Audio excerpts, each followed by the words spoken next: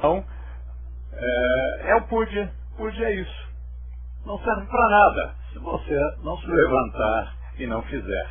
O PUD, na verdade, é apenas um recurso técnico de que dispõe o yoga antigo para criar um arquétipo. Criar o arquétipo é muito bom, se você depois for lá realizar, senão não serve para nada. O arquétipo é como a prancheta do arquiteto.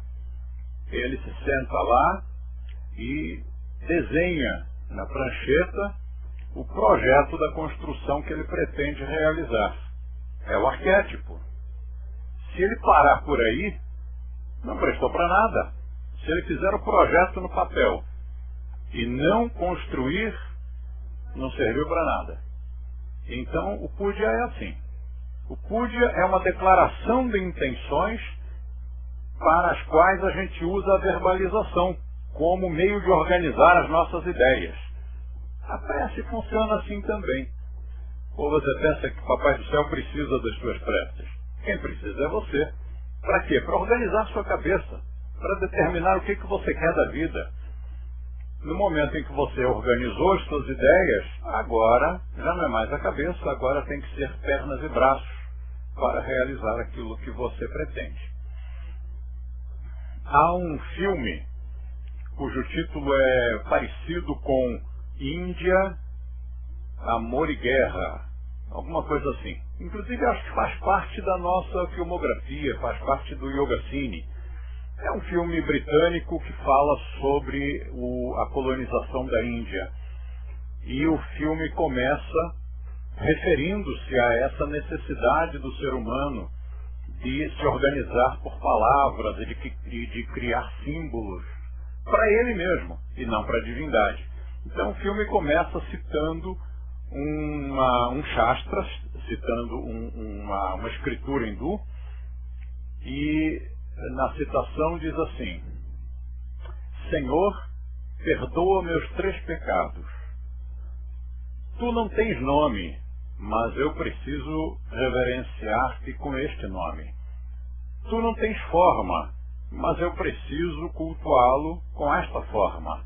E tu estás em toda parte, mas eu preciso venerá-lo, venerar-te dentro deste templo. E repete a primeira frase: perdoa, Senhor, meus 3 pecados. Isso é muito interessante porque isso vem de uma tradição religiosa hindu e considera como pecados, naturalmente de uma forma um tanto quanto irônica, mas no bom sentido, criticando-nos a nós mesmos, dizendo que realmente nós precisamos considerar os templos como a casa de Deus, como se o universo não o fosse. E precisamos dar forma e precisamos dar nome àquele que não tem nome nem forma. Isso foi apenas um devaneio consequente da nossa conversa sobre Puja. Mas o mais importante de hoje, o fator assim que está me dando mais alegria e que eu considero como mais relevante da aula de hoje, é que o Charles Maciel está de volta.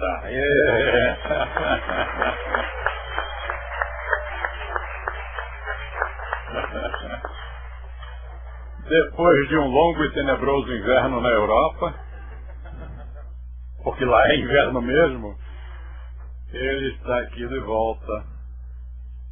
Nós vamos deixá-lo se recuperar um pouquinho e dar um descanso para o Charles, por favor, não solicitem demais. Depois a gente volta ao ritmo habitual, ao speed habitual. Como de costume, telefone para os amigos, ainda está em tempo. Avisa todo mundo para que entre no nosso site, não paga nada, para assistir a aula que virá daqui a pouquinho. Aliás, isto já é a aula, né?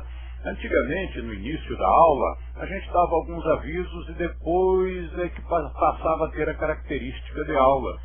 Só que esses avisos foram se transformando numa coisa assim, numa conversa, num diálogo interessante, e hoje quase que a aula é mesmo esse bate-papo, porque nós trocamos tanta figurinha, mandamos tantos avisos, atualizamos, reciclamos conceitos, procedimentos.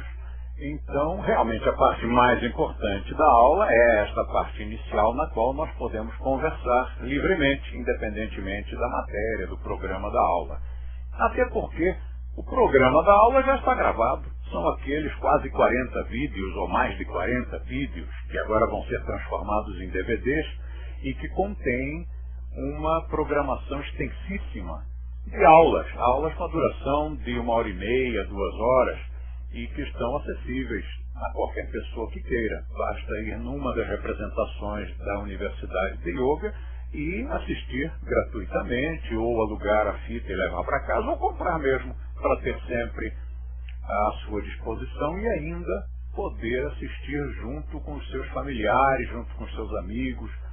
Muitos instrutores de outras linhas de yoga utilizam os nossos vídeos para dar aula, porque é sempre conveniente, né? Chama os alunos todos, bota todo mundo sentadinho, coloca lá um vídeo e os alunos têm essa satisfação de assistir a uma aula teórica sobre karma, sobre chakra, sobre kundalini, sobre qualquer assunto de yoga, e pode repetir. Não entendeu? Para a fita, volta e assiste de novo. Ou então no final da aula há uma dúvida. O De Rose falou isso. Não falou. Volta a fita, está lá, o De Rose está lá aprisionado dentro do VHS. Volta e assiste outra vez. Vamos tirar dúvida se ele falou ou não falou. Eu queria mandar um beijo para o Silvio Lopes, da nossa unidade Faro, lá em Portugal, e para Ana Letícia Matos, da unidade Bela Vista, de Porto Alegre, pelo seu aniversário. Vai ser amanhã, não é isso? Ambos. Então, parabéns. Muitos anos conosco. Parabéns à Bartira, que organizou a minha ida a Curitiba este fim de semana. Ela e todos os instrutores, diretores e instrutores e também alunos de Curitiba transformaram em sucesso absoluto algo que estava comprometido com um possível fracasso. Por que isso? Porque o nosso livro, que ia ser lançado na sexta-feira, não ficou pronto em tempo. E a editora, muito preocupada, recomendou que a gente não fizesse o evento, porque fazer lançamento de livro sem livro é meio arriscado, né? Então nós transformamos em noite de autógrafos de toda a obra. Mas ainda assim, nossa editora ficou preocupada, porque imagine, se vai fazer uma noite de autógrafos dos livros em geral, livros esses que já foram lançados, são livros que todo mundo já tem. Então, provavelmente não vai haver um volume de vendas que satisfaça a livraria. E vai queimar o nosso filme. Telefonei para Curitiba e perguntei, gente, esse temor, esse receio da editora pode ser mesmo, pode ter lugar, pode justificar-se? E eles disseram, venha tranquilo. Nós garantimos o sucesso. E aí eu fui. Não houve convite impresso, não houve mídia e não havia livro para lançar, livro novo. A livraria Saraiva, do Shopping Cristal, fez um pedido de exemplares de todos os outros livros e o resultado, sucesso absoluto. Foram vendidos mais de 100 exemplares de livros que já não são novos, apenas pelo prazer que as pessoas tiveram de ir lá e receber um autógrafo do autor. Muitos já tinham até os livros e disseram, não, mas aquele que está lá em casa é para ler e gastar. E este aqui eu quero com seu autógrafo para deixar na minha estante, novinho, bonitinho. E eu quero então agradecer e elogiar a Bartira, aos diretores de Curitiba, aos instrutores e aos alunos, porque foi muita gente, foi um movimento muito grande e a livraria Saraiva ficou impressionada. Eles disseram, olha, nunca vimos uma coisa assim. Sem livro novo, sem convite, sem mídia, e vir tanta gente e comprar tanto livro. Então, Parabéns a Saraiva, parabéns a Nobel, parabéns a todos aqueles que nos ajudaram, que participaram desse sucesso realmente retumbante.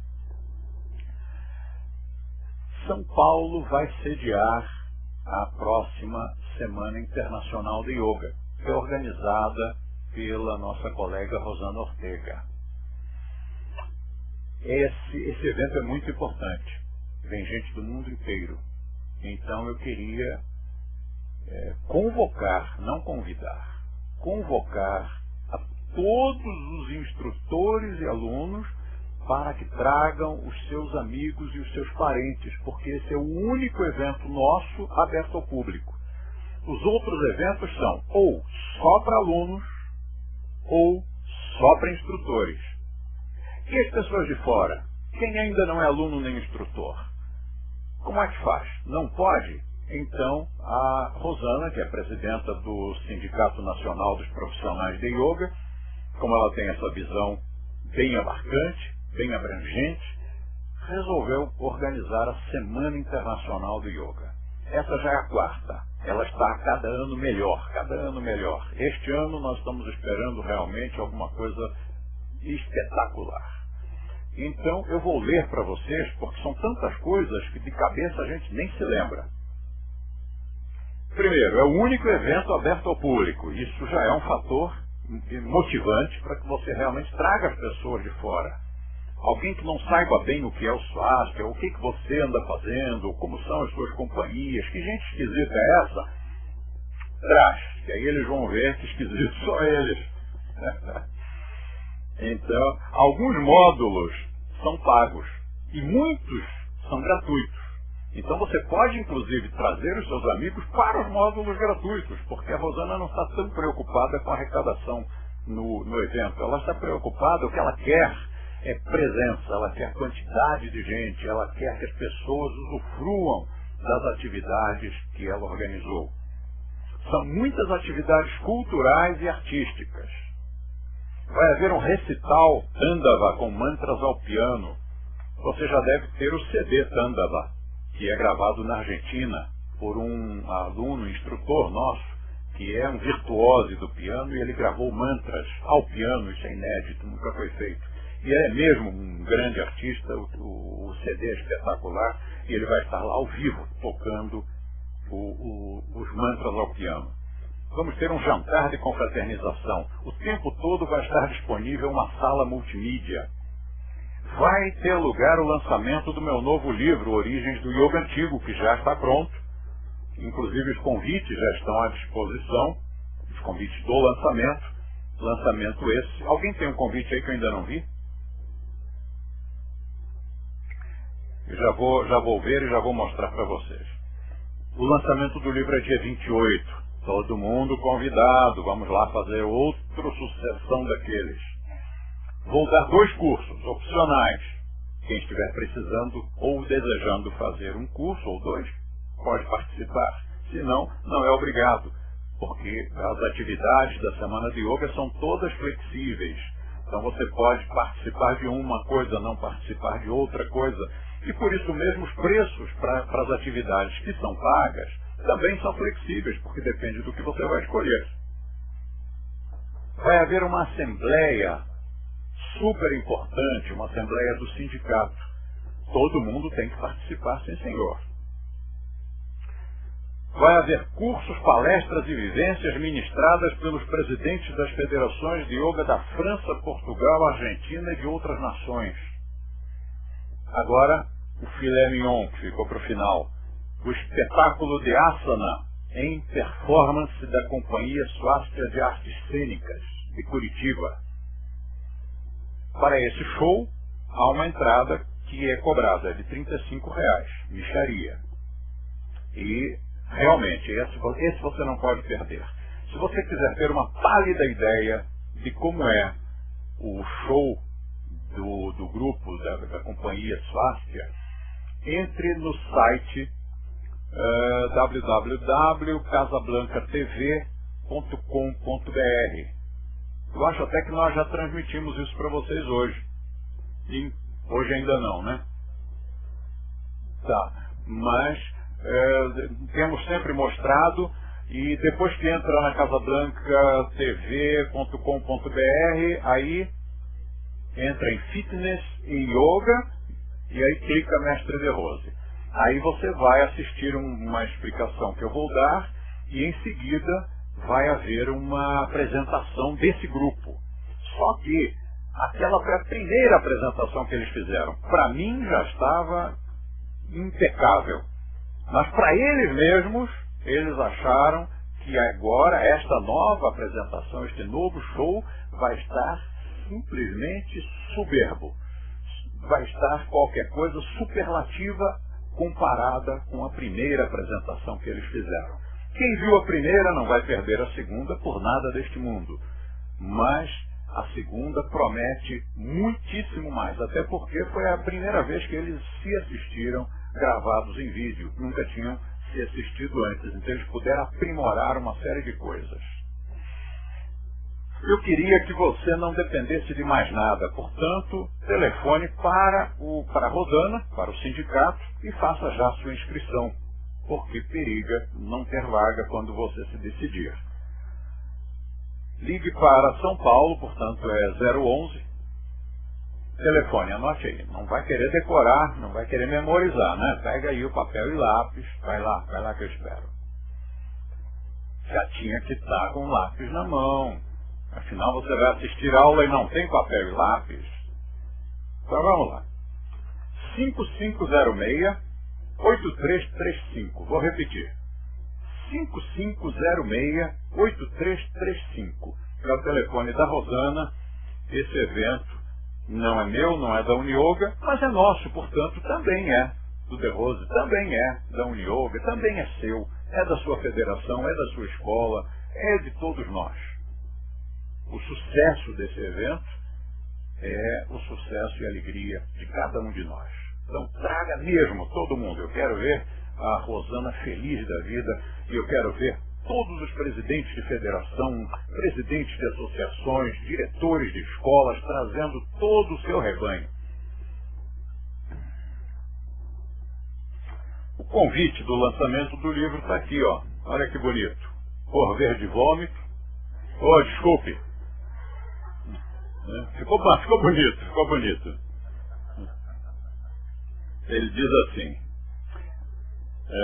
este livro é bem simples e compreensível para os iniciantes. Por outro lado, vai sacudir os que já têm bastante estudo a respeito, pois acrescentará um expressivo volume de conhecimentos que todos estavam buscando e não os encontravam em parte alguma. São tranquilamente abordados nesta obra e com tanta clareza graças ao fato de que o autor exerce o magistério de yoga há quase meio século. Escreveu mais de 20 livros e contabiliza 24 anos de viagens à Índia, o berço do yoga. Depois aqui tem as datas. São Paulo, dia 28 de março, Rio de Janeiro, dia 8 de abril, Lisboa, dia 21 de abril, Barcelona, dia 28 de abril, Paris, dia 29 de abril, vou como esse cara viagem, Buenos Aires, dia 13 de maio e Florianópolis, dia 18 de maio. Quem depois quiser, é só pedir, a gente manda um convitinho, mas apenas como lembrete, porque não precisa do convite para entrar. As livrarias, os telefones estão todos aqui, então quem quiser é só consultar a gente.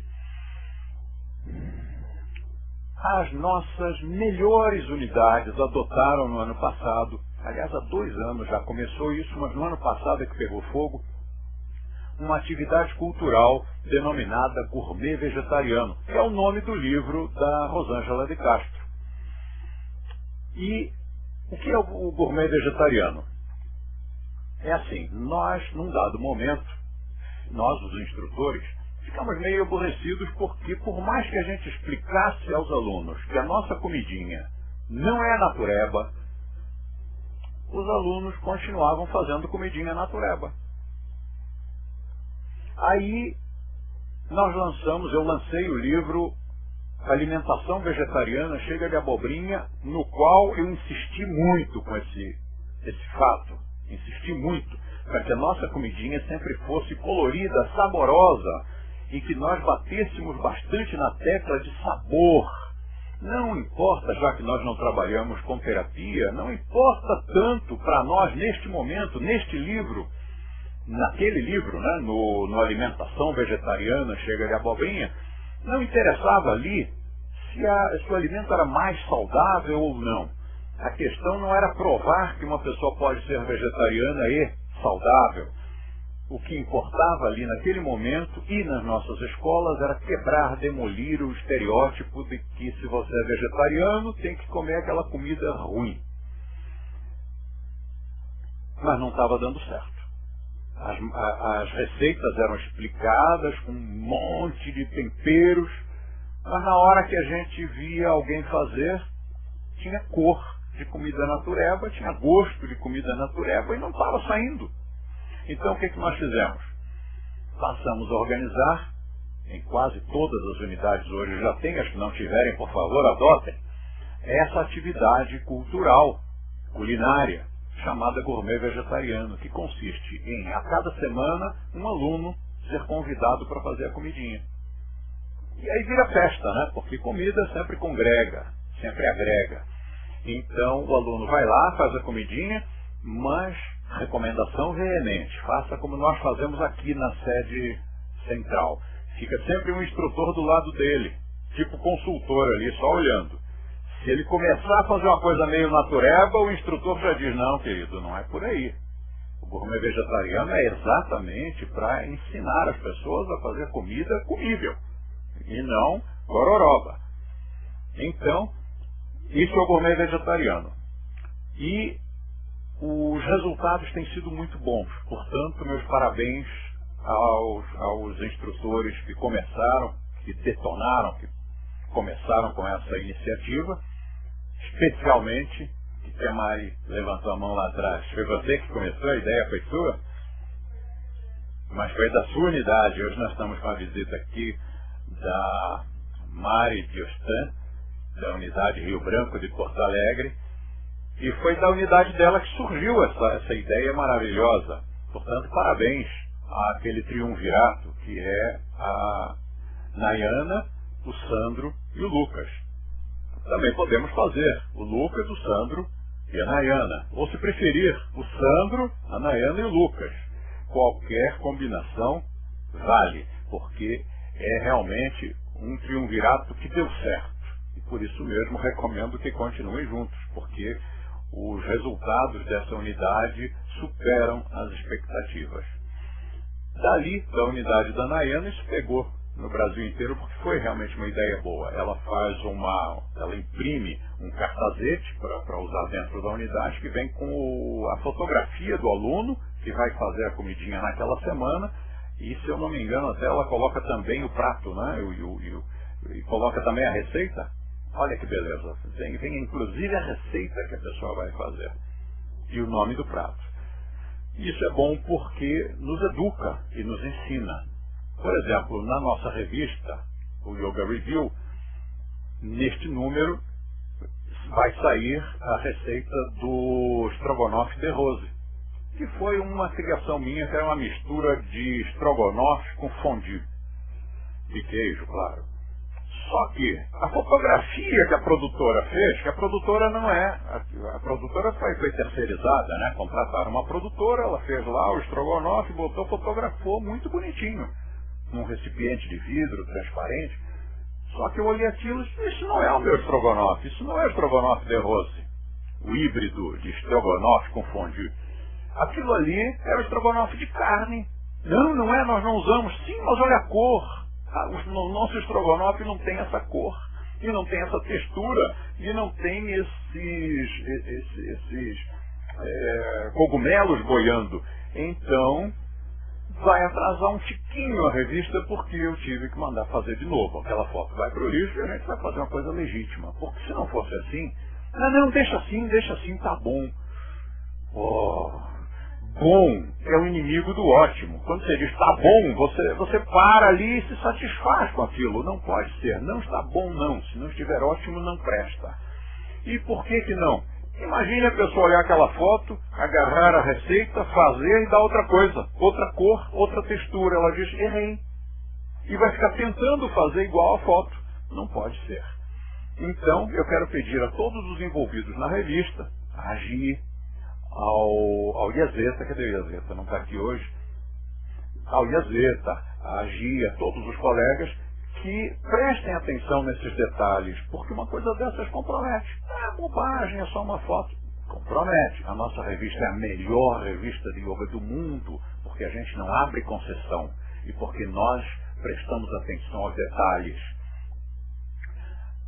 Quem foi que disse uma vez, Deus está nos detalhes? Se não me engano, foi um publicitário estadunidense. E esse cara devia estar meio iluminado, sabe? Ele devia estar num pré-samadhi, porque realmente Deus está nos detalhes. Se você não presta atenção nos detalhes, não adianta nada fazer uma roupa, uma casa, um livro. Se não presta atenção nos detalhes, aquilo fica feio, fica mal feito, não dá o resultado que a gente espera. E já que falamos em comida e no nosso livro, eu tenho mais 2 assuntos sobre comida. Um deles é que eu estou muito feliz porque abriu um restaurante vegetariano. Vocês nunca me viram divulgar restaurante vegetariano, mas já me viram muitas vezes dizer, não sei se eu quero ir nesse restaurante vegetariano, que eu vou chegar lá, vou encontrar soja, vou encontrar tofu, vou encontrar miso, shoyu, vou encontrar umas coisas esquisitas que eu não como e que nenhum vegetariano come, a não ser vegetariano de boutique, que é aquele vegetariano que, como não sabe o que comer, vai no restaurante vegetariano. Se disser para ele, vamos num outro restaurante, vamos numa churrascaria, ele entra em pânico, porque se ele não é vegetariano de verdade, ele não sabe o que comer. Mas quem é vegetariano mesmo come em qualquer parte. E por isso, no nosso livro, no Alimentação Vegetariana Chega de Abobrinha, e na nossa revista, no Yoga Review, a gente coloca endereços de restaurantes não vegetarianos com a relação dos pratos que um vegetariano pode perfeitamente comer e ficar satisfeito. Mas abriu um restaurante de alta cozinha, um restaurante refinado, refinadíssimo, sofisticado, de alimentação vegetariana. E não podia dar outra, é de um aluno nosso. Abriu aqui em São Paulo, na Bela Sintra. O nome é Delunix, que é o nome latino, o nome científico do flamboyant. E eu recomendo, porque eu não quero que feche. Vamos dar força, porque se ele é o primeiro restaurante vegetariano de alta cozinha, ele não pode fechar. Nós temos que ir lá, temos que divulgar, temos que fazê-los sentir que há, sim, um público sofisticado e que exige qualidade, requinte para a alimentação vegetariana. Aliás, ele lá tem a vegetariana, a vegan, a crudivorista e a peixetariana. Também tem peixe, ninguém é perfeito. Mas é só você não pedir o prato que tem peixe e pronto.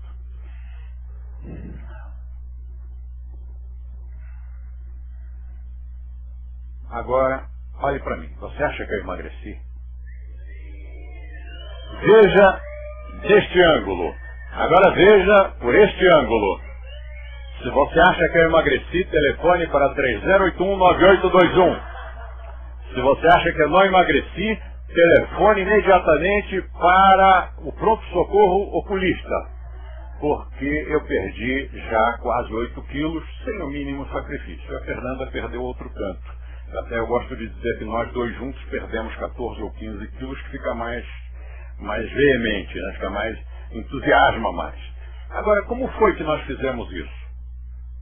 Correndo na esteira? Não, a gente não fez exercício nenhum. Passando fome? Não, a gente também não passou fome nenhuma. A gente está comendo muito bem, obrigado. O pessoal de Curitiba viu, né, que a gente chegou lá e almoçou e jantou todos os dias em restaurante, na unidade.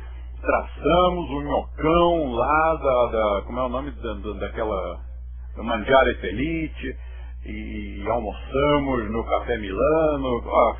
Não, ninguém passa fome. Mas como é que nós fizemos isso para perder tanto peso em tão pouco tempo? Simples. Está vendo esse livrinho inocente que aqui está na minha mão? Parece até que ele não salta e não morde. Mas, nesta página aqui, página 51, nós temos um capítulo intitulado Normas da Alimentação Biológica.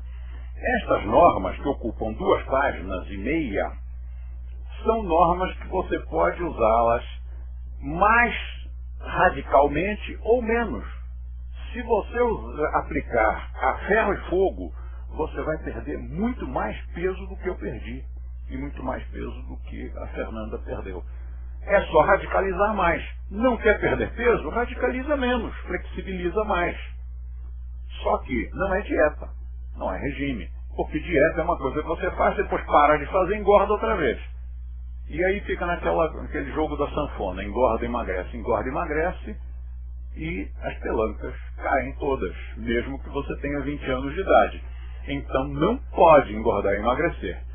Então isto aqui não é um regime, é um sistema. E quando alguém pergunta, vocês estão de regime, estão de dieta? Não, não estou não. Eu estou aplicando o meu sistema. É um sistema de vida, é um sistema nutricional, é um sistema de alimentação que é para ser usado a vida inteira. Em alguns momentos, radicaliza-se mais, em outros momentos, flexibiliza-se mais, mas é um sistema de vida. É para usar sempre. Então, você que está nos assistindo aí, está meio gordinho, eu estou vendo um gordinho ali. Depois diz que faz asanas de permanência. Pode até fazer, mas eu não acredito. E o seu aluno também não acredita. E se você é aluno, o seu colega não acredita. Então, para que ele acredite, não se satisfaça em apenas fazer os asanas de permanência. Faça também um sistema alimentar que contribua para a perda de peso. Quando você faz os asanas de longa permanência, você fica muito musculado. Mas se tem um revestimento adiposo, não aparece. Então, quando eu perdi esses meus 7, 8 quilos, eu descobri com alegria que o meu abdômen está desenhadinho. Então sempre esteve desenhadinho, quadriculadinho, mas eu não via, ninguém via. Porque havia aqui uma camada de reserva de inverno. Na hora em que a gente tira aquele excesso, a musculatura toda lá embaixo, preservada, cultivada, bonitinha. Daqui para frente, quer dizer, daqui não. Eu ainda quero perder mais um pouquinho e quando chegar no limite, aí eu vou começar a trabalhar asanas de longa permanência e aí você vai ver o resultado. Daqui a pouco eu vou chegar aqui e você vai ficar com inveja. Bom, agora um pedido. Um pedido veemente. Eu queria que os diretores de escolas, veja que é tão importante que eu estou dando o aviso aqui, na transmissão e não numa reunião de instrutores ou de diretores. Estou fazendo o apelo aberto. Por favor, quando você tiver um projeto, olhe o projeto, faça uma pré-avaliação antes de vomitar o projeto na minha cabeça.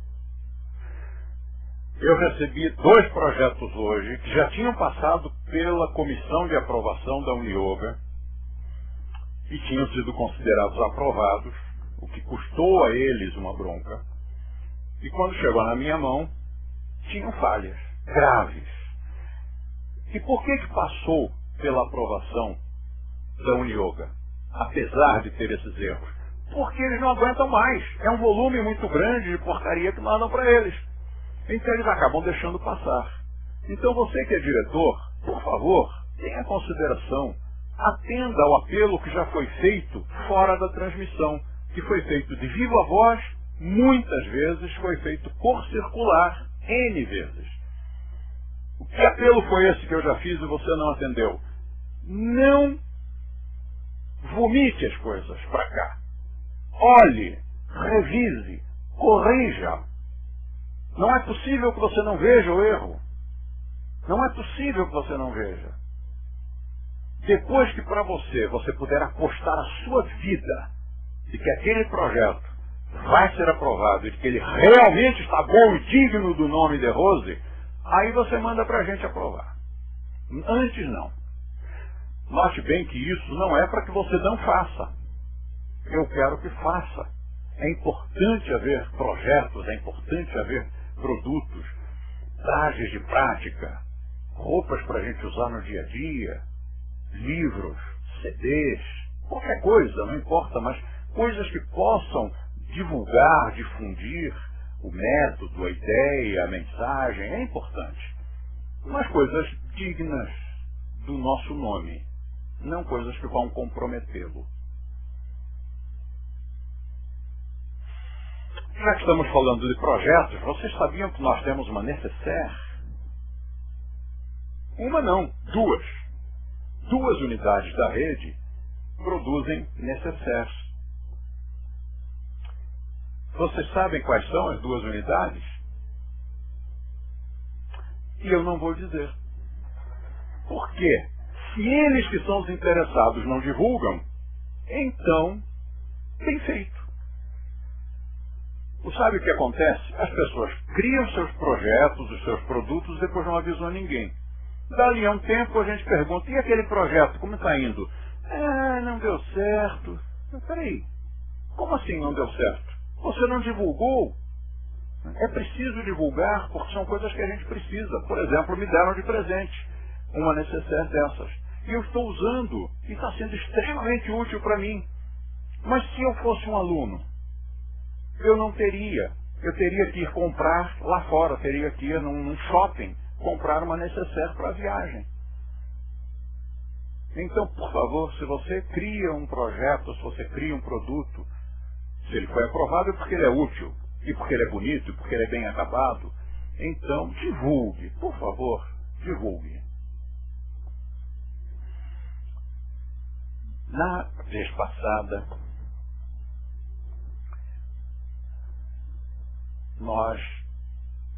eu comentei aqui que a Uniyoga é uma via de mão dupla e que, assim como as unidades adquirem algum material didático, isso ajuda a Uniyoga a existir, pagar suas contas, enfim, manter-se.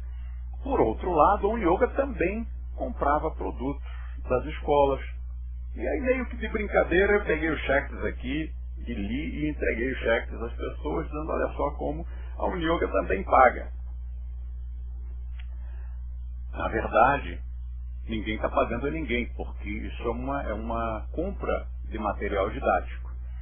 Então, algumas pessoas me telefonaram e disseram, explica melhor, que a gente não entendeu como é isso. A gente pensou que as unidades é que pagassem a Uniyoga. A gente não sabia que a Uniyoga é que paga as unidades.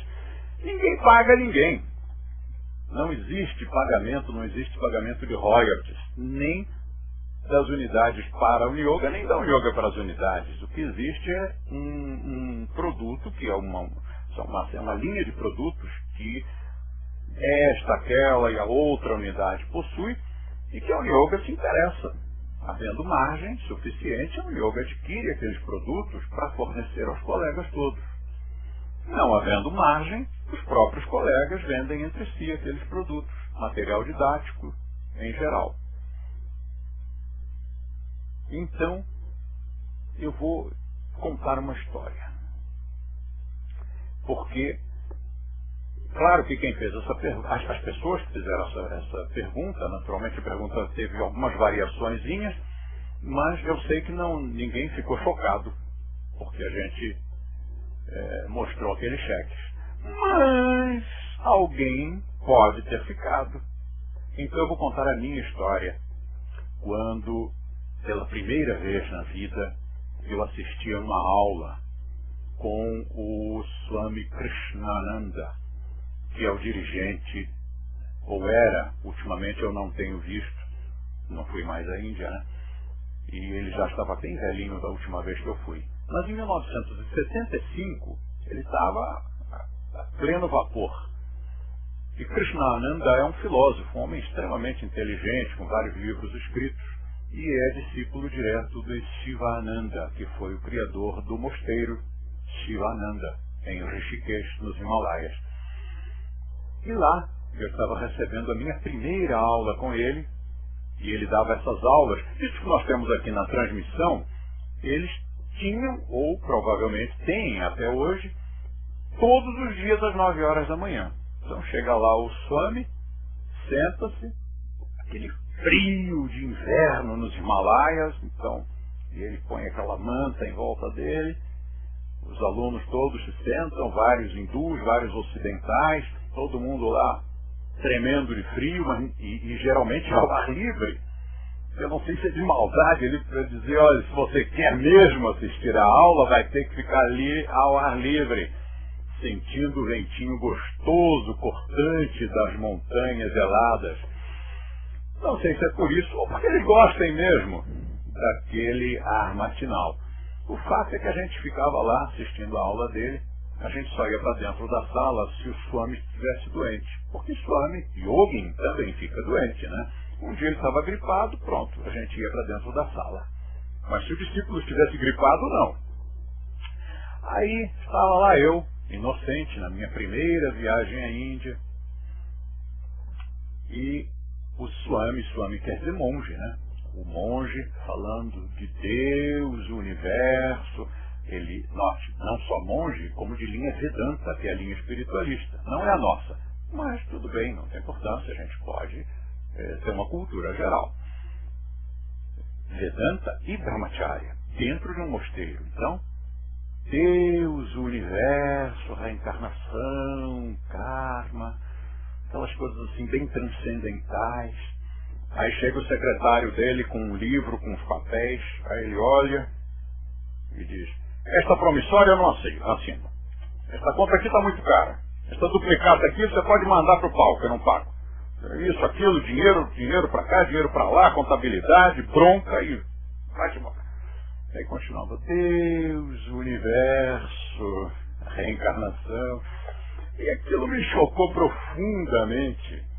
Porque errado estava eu, é claro, porque era imaturo, era criança, e porque era a minha primeira viagem à Índia. Então eu estava com uma cabeça cristianizada, querendo entender uma ótica hindu, que não tem nada a ver com o cristianismo, é muito diferente, os valores, os paradigmas são muito diferentes. Eles não têm problema algum com o dinheiro.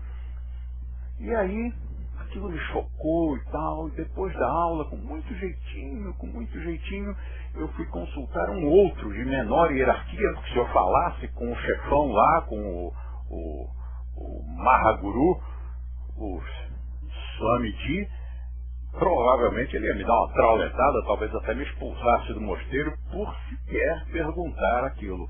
Eu perguntei a um mongezinho mais novinho, disse: escuta, como é que o Krishnananda, um homem tão espiritualizado, de repente no meio de uma aula de filosofia, falando de coisas espirituais, como é que de repente o cara vai me falar de contabilidade, de promissória, duplicata, e que paga, que não paga, que está caro, e depois volta como se nada tivesse acontecido naquela interrupção, a falar de coisas divinas. E o monge disse, com uma cara assim de uma mistura de perplexidade com piedade, olhando para mim como se eu fosse um moicano perdido lá no hinduísmo. E aí ele me disse: por que, meu filho? Você acha que o dinheiro não faz parte do universo? E virou as costas com um sorriso benevolente, virou as costas e foi embora. E me deixou ali como assim, mas... E finalmente eu fui obrigado a meditar, né? Porque já que a resposta foi sumária, foi lacônica, eu tive que pensar em realmente, que estupidez a nossa, nós ocidentais. Claro que dinheiro faz parte do universo, claro que faz parte de tudo aquilo que constitui a grande ordem universal. E os hindus não têm nenhum beijo, nenhuma reserva com relação a isso. Inclusive respeitam tanto o dinheiro que quando uma nota de rupia cai no chão, eles agarram aquilo e trazem à testa como que a pedir perdão, sei lá, ou a reverenciar aquela nota de dinheiro. E isso me lembrou muito quando eu era criança e o pão caía no chão, e a minha família, muito religiosa, pegava o pão e beijava, porque afinal o pão é o corpo de Deus. E aquela coisa assim meio ligada com hóstia, né? Era como que a pedir perdão porque o pão caíra ao chão. Hoje não existe mais isso, né? Todo mundo derruba pão à vontade, nem associa com nada religioso. Mas lá naquela época, eu estou falando de alguma coisa de meio século atrás, e de uma família religiosa. Então, na Índia, quando eu vi isso acontecer com o dinheiro, imediatamente eu associei ao pão. Para eles o dinheiro é sagrado. Sim, é sagrado porque representa o trabalho de um indivíduo e é graças a isso que ele alimenta seus filhos. É graças a isso que eles não morrem de fome e que não passam necessidade. Então, para eles, realmente o dinheiro é muito importante e é sagradíssimo. Nós aqui na nossa cultura judaico-cristã temos que tomar um certo cuidadinho para não ficar dinheiristas. Mas desde que não fiquemos, eu acho que nós temos muito a aprender com os indianos para que não sejamos também hipócritas. Porque eu já vi muita gente espiritualista, espiritualizada, dizendo que não, dinheiro, não ligo não. Não ligo não quando tenho que pagar, mas quando tenho que receber fico cobrando dos outros. Então, vamos tirar essa coisa assim, esse verniz de hipocrisia e vamos reconhecer que o dinheiro é uma coisa boa quando em boas mãos e que com ele a gente pode construir boas obras. Conclusão, vamos explicar melhor aquele mecanismo da troca de valores entre as unidades, uma unidade com a outra, entre as unidades e a Uniyoga e unidade, quem transmite, quem transfere para quem, e como é que isso tudo começou. Então vou explicar. Já anotaram os novos telefones da administração central? Aqueles telefones antigos, diga Fernanda que eu não ouvi. Era isso que eu ia dizer. Os telefones antigos eram da unidade central, da sede central e Uniyoga. E transferiam-se por PABX. Mas era tudo dentro da mesma casa. Só que agora nós compramos esta nova casa. E esta nova casa, os andares de baixo, pertencem à Uniyoga. E o Charles providenciou, Charles, o Miguel, o Federico, a equipe da administração central, eles providenciaram estes números. Então, por favor, anote, quando você quiser falar com eles, ligue diretamente para estes números. O primeiro, muita gente já tinha, mas já agora há um segundo, e agora há um fax, que é o terceiro aqui. Todo mundo anotou? Posso apagar?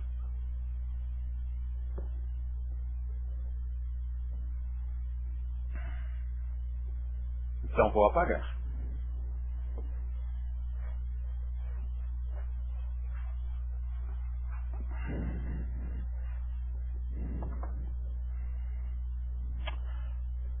Esta explicação já foi dada. Eu não me lembro se eu cheguei a dá-la quando já tínhamos a transmissão. Até porque a transmissão começou timidamente, era uma por mês, as outras a gente não transmitia, as outras aulas a gente não transmitia. Mas mesmo que tenha ido pela transmissão para todo mundo, eu tenho certeza de que muita gente não estava assistindo naquele dia, porque nós temos sempre gente nova chegando. Então vale a pena explicar outra vez. Se você já viu e já sabe o andamento desta aula, eu o convido a vir aqui e me dar um descansozinho e você dá aula para mim e aí eu venho, sento junto com os outros. Mas se você achar que não teria condições de explicar isso com clareza aos seus instrutores ou aos seus alunos ou a um jornalista, enfim, a qualquer pessoa, então preste mais atenção, porque se você já viu e ainda não consegue explicar, é porque não prestou atenção. Como foi que surgiu a Uniyoga? Então vamos ver. União Nacional de Yoga.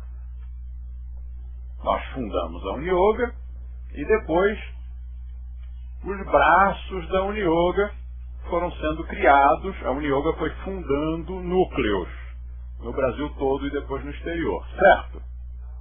Errado. Não é nada disso. Apaga isso. Você não sabe de nada. Vamos começar tudo outra vez. Não foi assim. Foi exatamente o contrário. Não foi e não é a Uniyoga que cria núcleos. várias escolas se reuniram para criar a Uniyoga. Então funcionou assim. Estamos nos idos de 1975. Curiosamente, o mesmo ano em que eu fui à Índia pela primeira vez, porque foi uma consequência. Quando eu voltei da Índia, eu voltei com uma energia tão grande como se eu tivesse sido incorporado ali de uma força maior para trazer para cá, para a gente aqui poder tocar para frente um yoga que naquela década de 70 ainda estava capengando. Como capengando em todos os outros países do Ocidente. Então, eu tinha uma escola no Rio de Janeiro. Como em 74 comecei a viajar, travei contato com colegas, professores de diversas modalidades de yoga em uma porção de estados do Brasil. E aí, havia uma escola em São Paulo, havia uma escola no Paraná, havia uma escola em Goiás, havia uma escola no Rio Grande do Sul, havia uma escola em Santa Catarina. Vamos a combinar entre nós, como eu estava sempre viajando e dando cursos, e nós fizemos logo amizade, então combinamos que nós podíamos dividir despesas. Nós podíamos, por exemplo, fazer uma ficha de inscrição dos alunos muito mais digna, muito mais bem feita, em vez de ser aquela cartolinazinha chechelenta que as pessoas usavam para escrever à mão os dados dos alunos, que a gente podia fazer uma ficha de inscrição, uma coisa bonita, bem diagramada, bem feita.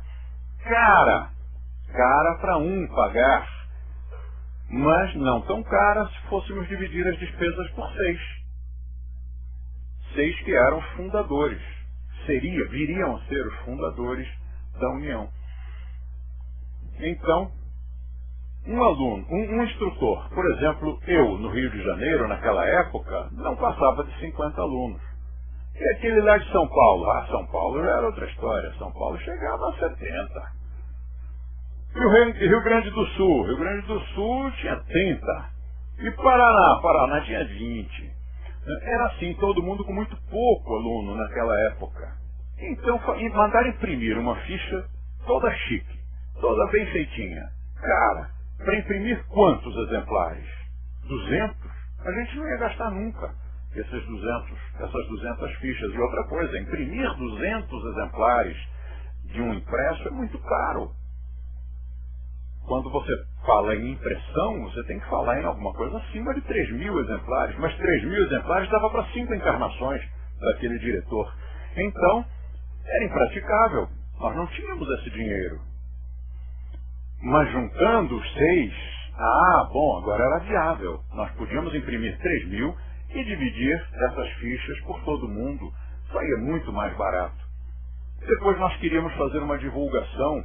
Aí publicávamos um anúncio, uma divulgação de qualquer coisa, numa revista de circulação nacional. Naquela época era muito mais barato, mas para nós era mais caro, porque nós éramos mais pobres. E publicávamos numa revista como Nova, como Cláudia. Não havia tantas revistas, né? Então as opções também eram pequenas. 90% das revistas de circulação nacional que existem hoje não existiam em 1975.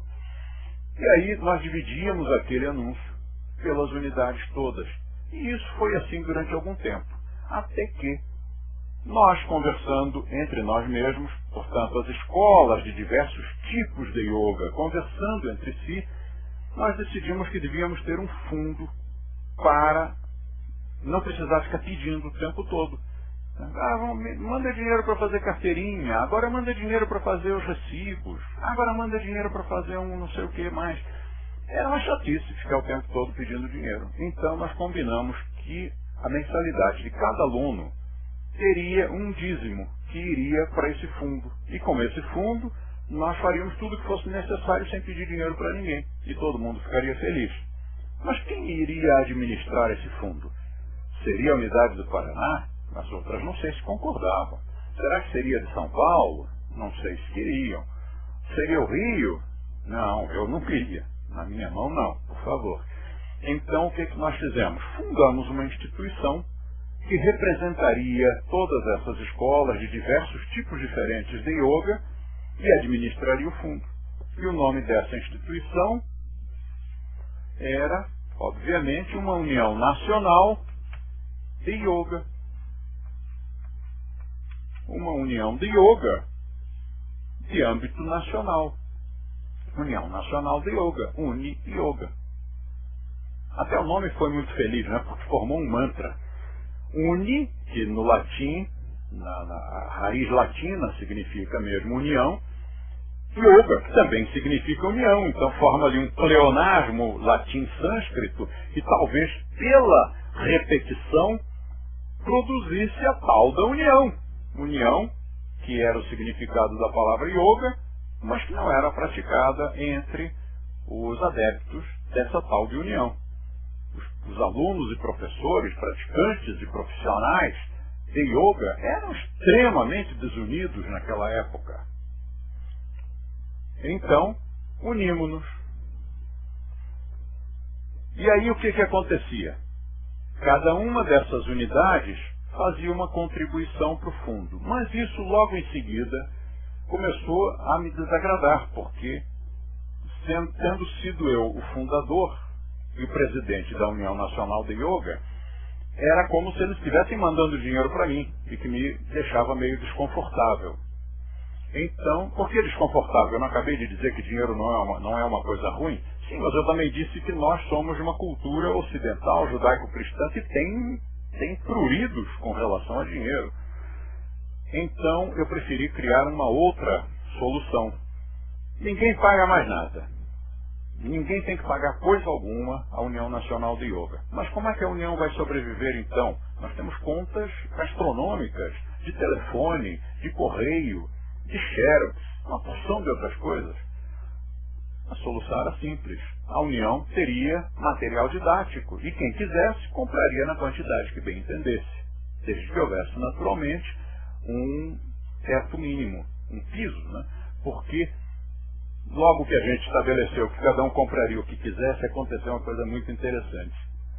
A escola que era de Goiânia naquela época, o Charles Maciel conheceu a professora daquela época. Hoje não é mais assim. Hoje nossa escola de Goiânia é o Pedro lá, é batuta, supimpa. Mas naquela época a professora mandava assim: não havia mensalidade padrão e não havia número mínimo de quantia mínima para a contribuição, nem número mínimo de alunos. Estava muito fácil. Então a gente olha e diz assim: mas são todos honestos, né? São todos professores de yoga. Yoga é uma filosofia perfeita administrada por pessoas imperfeitas. Somos nós. E aí o que ela fazia? Ela mandava um pedido de impressos, já que eram gratuitos. Era só pedir, a gente mandava. Então ela mandava um pedido de 100 fichas de inscrição e 100 carteirinhas. Mas quantos alunos ela declarou? 5 alunos. Aí a gente mandava uma cartinha para ela e dizia: querida, se você só tem 5 alunos, para que você quer 100 fichas de inscrição e 100 carteiras de estudante? Aí na vez seguinte ela renovava o mesmo pedido e colocava lá: 5 alunos, quero 100, onde estão as minhas 100 carteirinhas? Já reclamando. Eu quero as minhas 100 carteirinhas, vocês dizem que mandam de graça, cadê as carteirinhas? Você não recebeu a minha cartinha? E mandava já outra carta agora registrada. Você não recebeu a cartinha que eu dizia que se você só tem 5 alunos, você só precisa de 5 carteirinhas? Para que você quer 100 carteirinhas se você não tem 100 alunos? De novo, vocês não mandaram. Ela não está recebendo essas cartas, eu vou telefonar para ela. Acontece que nós temos um centro de inteligência, como qualquer nação, né, que o Vaticano tem, e nós sabíamos quantos alunos ela tinha. Ela realmente tinha 100 alunos.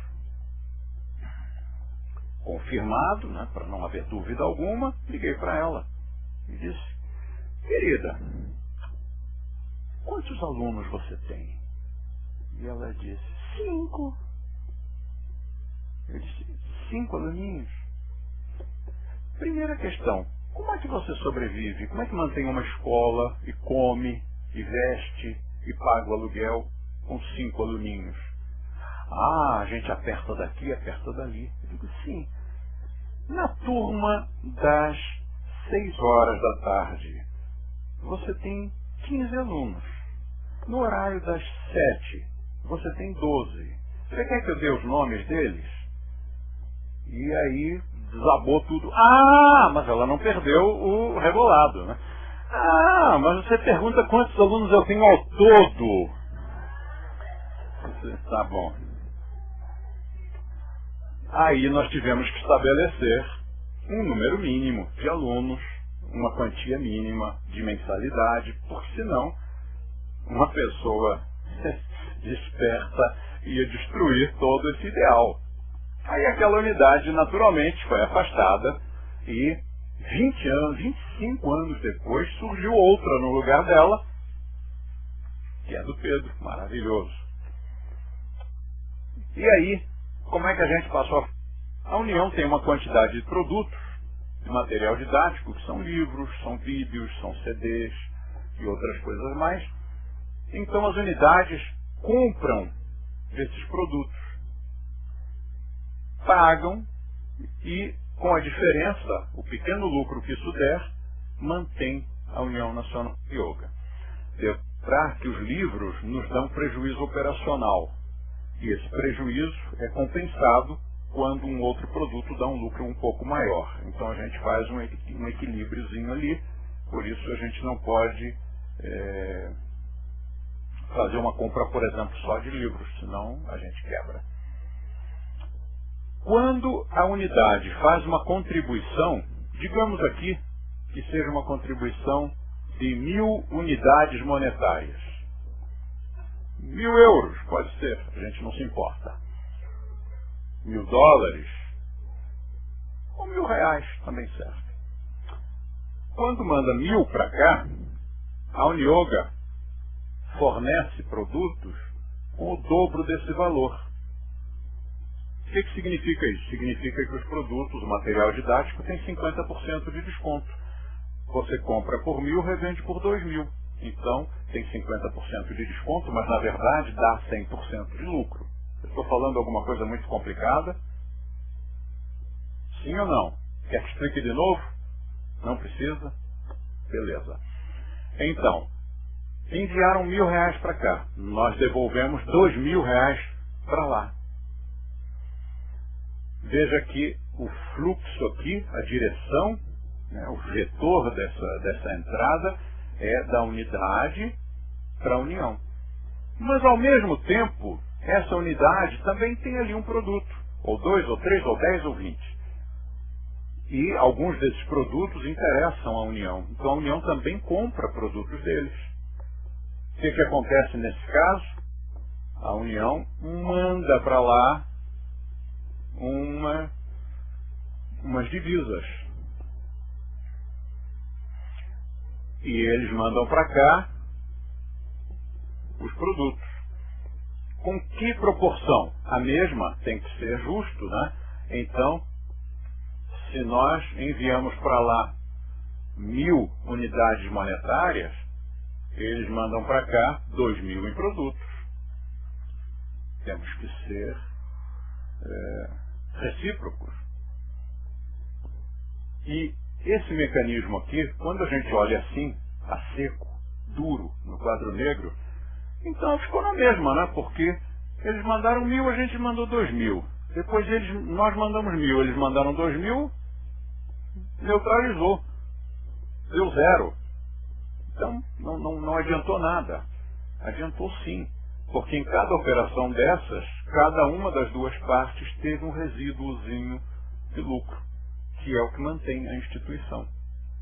Nem se chama lucro, na verdade, né? Em termos contábeis, isso não é lucro, porque isso vai ser consumido no movimento da máquina, para que ela própria possa existir. E outro princípio também é que dinheiro é como água. Se ficar parado, estagna, estraga. E se ficar movimentando-se, aquilo ali produz algum tipo de resultado. Ou seja, se você é um comerciante, tem uma loja, e você compra por 10 e revende por 10, Para nós foi uma péssima operação, porque não adiantou nada. Mas para ele adiantou, porque o dinheiro entrou e saiu, a mercadoria também entrou e saiu, houve um giro de estoque, houve um giro de caixa e de alguma maneira aquilo ali produziu um resultado que mantém a loja dele funcionando. Aliás, eu já vi coisas espetaculares, incríveis acontecendo em comércio. Um dia nós fornecemos a uma rede de livrarias, obrigado, os nossos livros, a primeira edição do Mitos e Verdades, e a livraria comprou por, eu não me lembro mais, mas digamos que fosse assim, a livraria comprou por 40, com desconto, quer dizer, era para revender por 80. Dali a pouco a gente encontra na livraria, quer dizer, os nossos alunos vieram nos avisar: ei, vocês estão vendendo esse livro por X, a livraria está vendendo por menos. E quando nós fomos ver, nós vendemos por 40, a livraria estava vendendo ao público por 30. Ficamos perplexos. Como é que sobrevive? Será que alguém errou? Algum funcionário errou nas contas? Será que é lavagem de dinheiro? O que será isso? Não, não é nada disso. É estratégia de vendas. Como os supermercados fazem? Colocam alguns produtos com um preço lá embaixo, que são os produtos que em geral o público mais procura, mais quer, e em volta os outros com preço normal. Então, como o nosso livro tinha muita procura, puseram com preço chamativo. Então todo mundo corria lá. Olha lá, o livro do De Rose a R$30, que coisa incrível, que preço baixo. E acabavam vendo os outros livros, os outros lançamentos, as outras coisas que a livraria tinha. Bom, isso foi só para explicar que mesmo que a gente olhando aqui dê a impressão de que vai zerar, não vai. Até porque os valores não são assim. A gente não sabe quanto cada unidade compra e quanto cada unidade vende para a Uniyoga. São valores que às vezes a Uniyoga realmente compra mais do que a unidade nos vende. Não, compra mais do que a unidade compra da gente. Quem não entendeu, vou perguntar só para o pessoal que está aqui, porque o pessoal de casa vai ficar difícil. Mas mesmo assim, se não entendeu, manda uma mensagem ali para o nosso Messenger. É Messenger que está usando? Para o nosso Messenger. Eles sabem qual é o Messenger? Então praticamente todo mundo já sabe.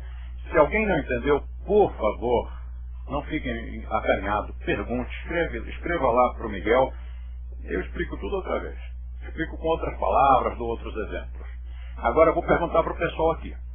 Quem não entendeu? Quem gostaria de uma explicação melhor? Porque eu sou capaz de chamar alguém aqui para explicar. Portanto, quem não entendeu, é melhor levantar o dedinho.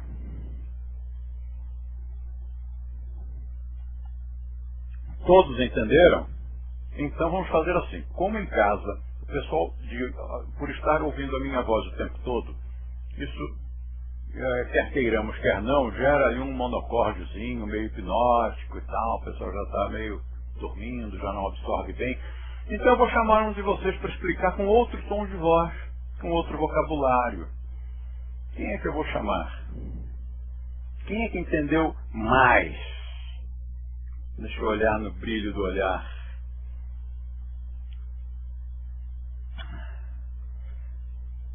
O brilho do olhar de quem mais entendeu é assim, na hora que eu olho, o pessoal olha para baixo. Ao olhar para baixo eu já sei, esse é o que sabe mais a matéria. E por ser humilde, ele olha para baixo.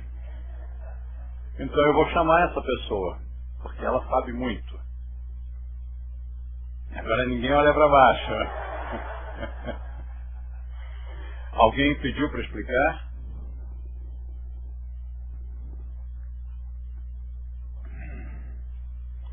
Tem até um voluntário aqui. Mas, como eu acho que todo mundo entendeu, talvez não precise. Agora, já que entenderam isso, eu vou complicar mais um pouquinho. O mecanismo é melhor ainda do que isso que nós vimos. Por quê? Porque não é franquia. Tem gente que ainda acha que nós trabalhamos com franquia. Por favor, atualize-se. Leia os nossos livros.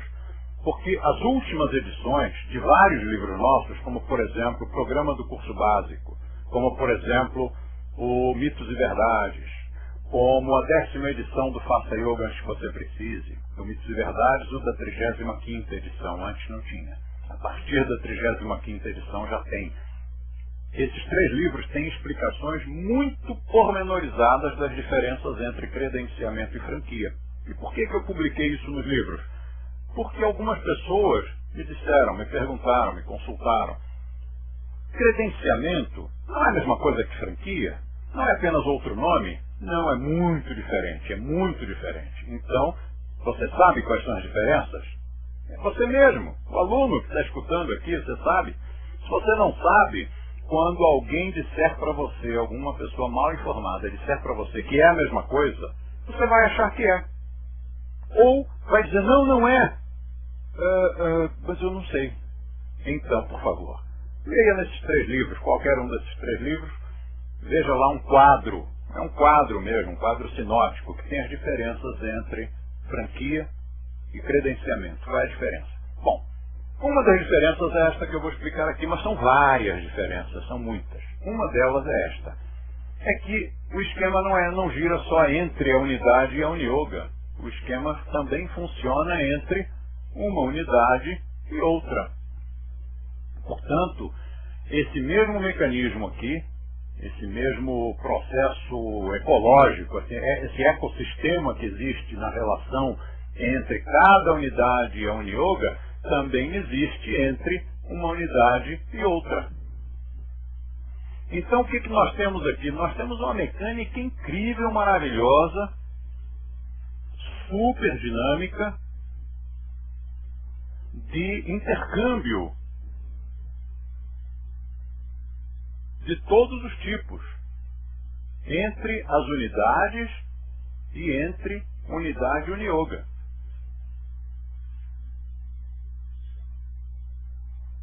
Vocês estão entendendo essa confusão aqui?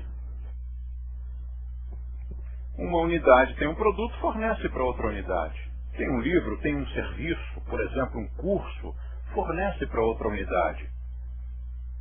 E as unidades todas estão o tempo todo em relacionamento, com trocas, trocando figurinhas de todos os tipos, trocando cultura, trocando informações, trocando livros, trocando o que seja.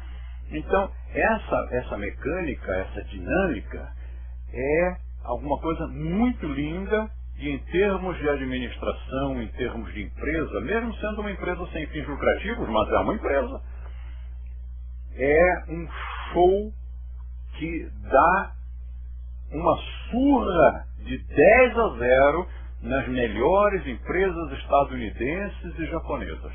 Nós estamos séculos à frente. É um mecanismo impressionante que funciona sozinho.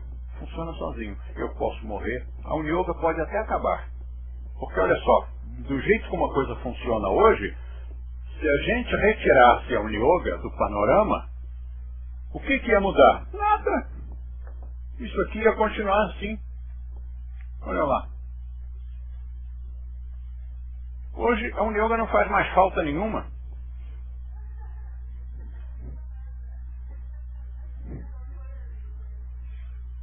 Não, mas é verdade.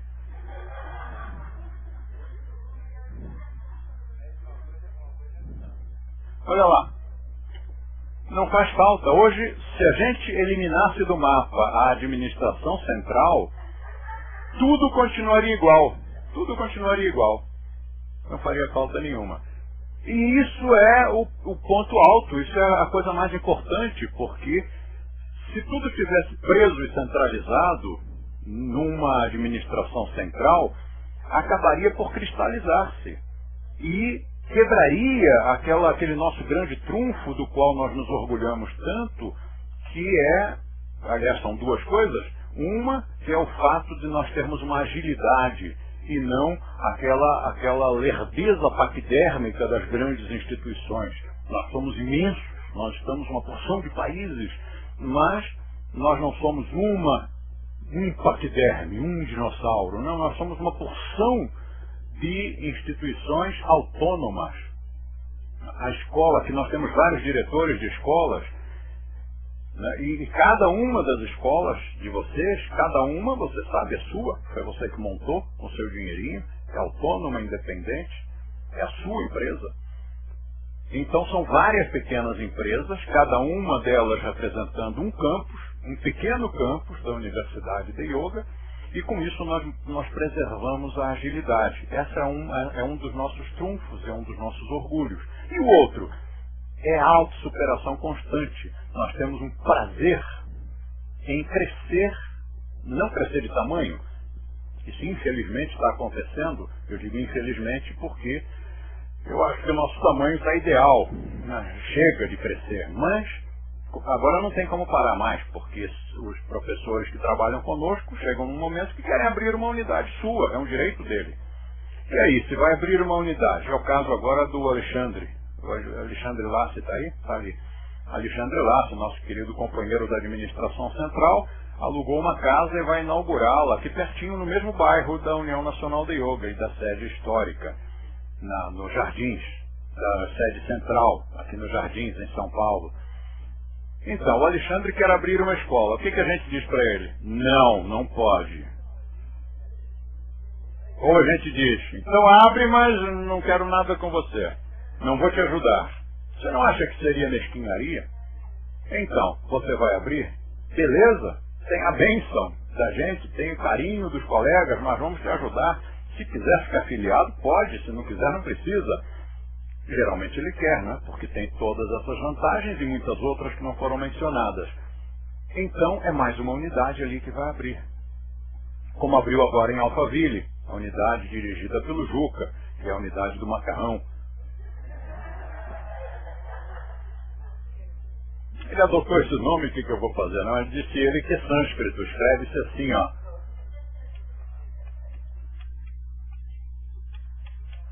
Que é Macara, que quer dizer crocodilo. E aí ele colocou, como ele é grandão, bonitão, gostosão, então ele macarrão. Então é a unidade do macarrão. Para quem ainda não conhece, o seu nome, o nome místico é Tiago.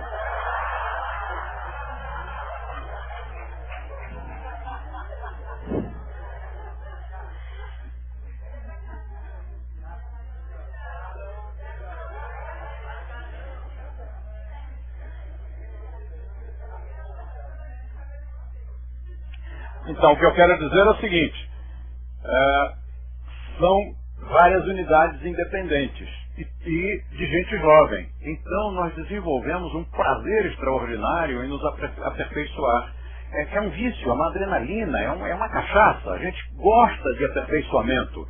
A gente quer se auto-superar, é um tapas.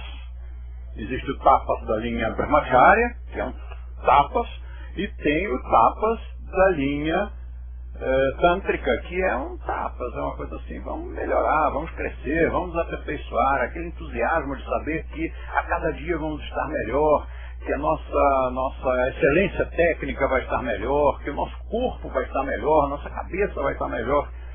E no final, o único velhinho mesmo que deve estar mais devagar sou eu, né?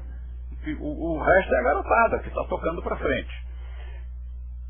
Por que a ideia... Por que eu apaguei aqui a Unioga? Para você sentir que a Unioga é apenas uma rainha da Inglaterra. É muito bonitinha, todo mundo diz, pô, que legal, Unioga, De Rose, ai que legal, De Rose. Mas não faz falta nenhuma. E na verdade não manda. Por quê? Quem é que dá as diretrizes? São os professores, são os instrutores de equipe que estão lá no front.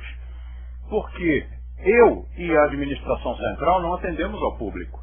Quem é que atende ao público? É o diretor, é o instrutor de equipe. Então são eles que decidem como é que serão os desígnios da Unioga, das escolas. A coisa vem de baixo para cima, é uma pirâmide invertida, né? Porque quem traz as informações de como é que devem ser tomadas as medidas, as normas e os procedimentos são os que estão embaixo nessa pirâmide, são os instrutores, são os diretores, e eles é que mandam lá para cima as informações, que vão chegando nos presidentes das associações das cidades, que por sua vez retransmitem aos presidentes das federações dos estados, e finalmente chega na União Nacional de Yoga. E funciona muito bonito, muito bem feito, é lindo. eu acho que nós conseguimos descobrir realmente a química da democracia. Aqui funciona, nós chamamos de democracia consensual, que é completamente diferente da democracia que deteriorou lá fora, né? A gente diz que é democracia lá fora, mas na verdade não é bem assim. E, já que falamos nisso, não custa relembrar que quando perguntaram, em plena Segunda Guerra Mundial, entrevistaram Churchill ao vivo na rádio, porque não havia essa coisa de programa gravado, né?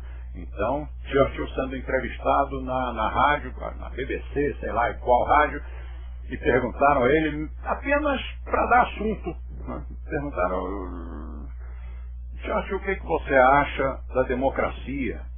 E Churchill disse, a democracia é um péssimo sistema de governo.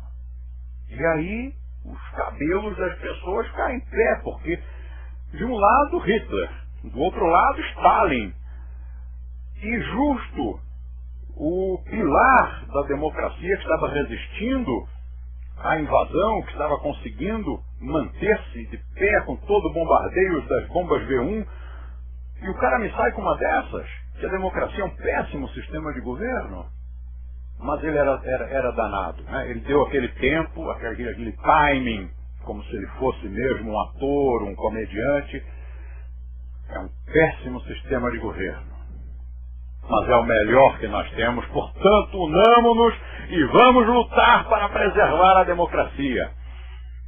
Sim, mas ele disse e é verdade, a democracia é um péssimo sistema de governo, porque como nós a entendemos hoje, não aquela boa democracia de Atenas, mas a que nós professamos nos dias de hoje, é uma democracia que constitui apenas a opressão da maioria sobre as minorias. Ou não é assim? Claro que é.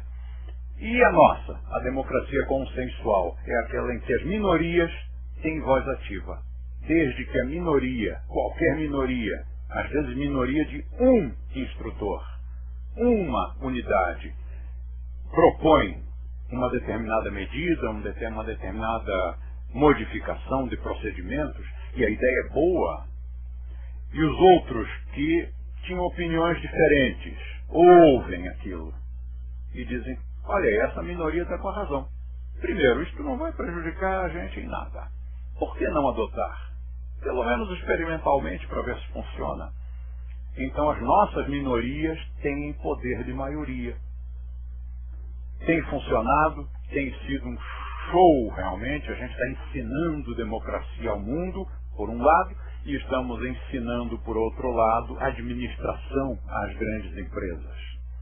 Alguém brincando disse que a Uniyoga é um conciliador que permitiria o capitalismo e o comunismo darem-se as mãos e descobrir que existia alguma coisa no meio que não era nem capitalismo nem comunismo, mas era alguma coisa muito melhor e na qual não existe a relação trabalhista, aquela luta de classes entre patrão e empregado, também não existe o capitalismo selvagem, mas que a gente consegue produzir um enriquecimento, no bom sentido, de toda aquela garotada que está entrando agora no mercado de trabalho e se tornando profissional de uma coisa saudável, uma profissão na qual a gente não precisa mentir nem roubar para ter a sua prosperidade assegurada.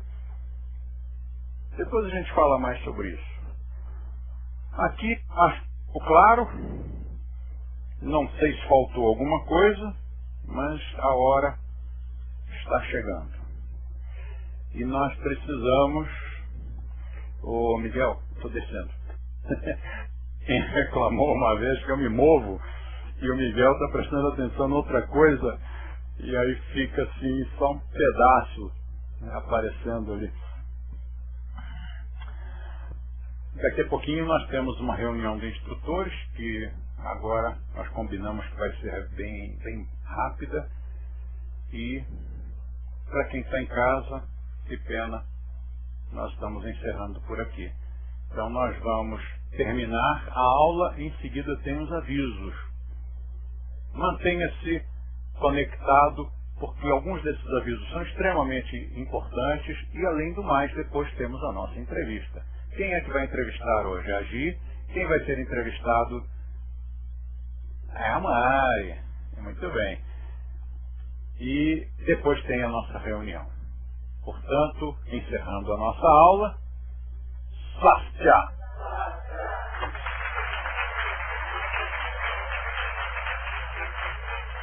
E agora os avisos. E aí, galera, um recado importante: quem estiver a fim de fazer um plano anual daquele engraçado, né, que rolou com o mestre na quinta-feira, liga aqui para a sede central no 3081-9821, ramal 20, e fala com a Fernanda para ajustar um plano anual aí para que você sempre pratique o engraçado com o mestre, ok? De preferência para quem já fez de primeiro, tá bom?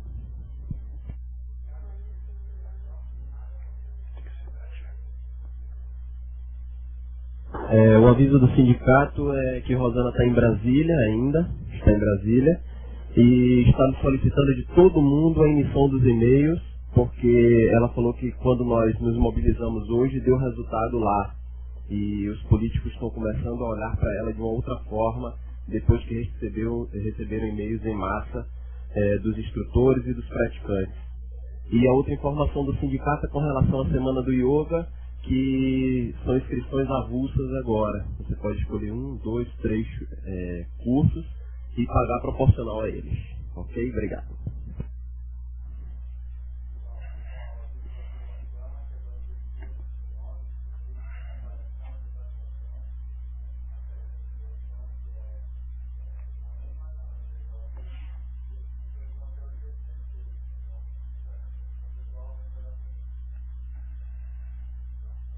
Eu tenho mais um. Acabei de receber agora a produção do programa, acabou de me trazer aqui uma revista em que a academia, em que a Carla da aula, que a Carla está ali, a Carla Mader, a academia pagou este anúncio. Olha que legal, eu acho que eu vou chegar mais perto, hein?